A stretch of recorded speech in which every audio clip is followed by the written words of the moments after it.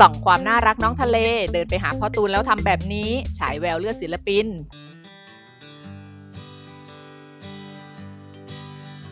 เป็นอีกหนึ่งครอบครัวที่น่ารักและอบอุ่นมากๆสำหรับครอบครัวของก้อยรัชวินและสามีตูนบอดี้สแลมพร้อมทายาทลูกชายที่น่ารักน้องทะเลโดยเราจะเห็นโมเมนต์ครอบครัวน่ารักอยู่บ่อยครั้งผ่านทาง Instagram ส่วนตัวและก็มีพี่ๆแฟนคลับหลงรักและเอ็นดูน้องทะเลกันเป็นจำนวนมากโดยพัฒนาการก็เพิ่มมากขึ้นเรื่อยๆและฉายแววความชอบฟุตบอลและดนตรีสุดๆเรียกว่าลูกไม้หล่นไม่ไกลต้นแน่นอน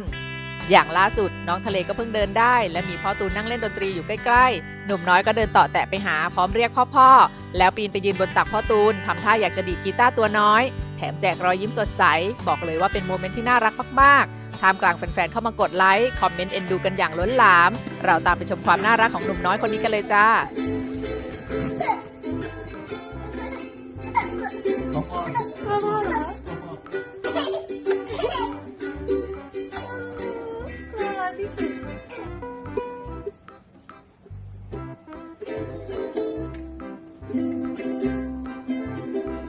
ใช่ติดตามพ่อเลยครับ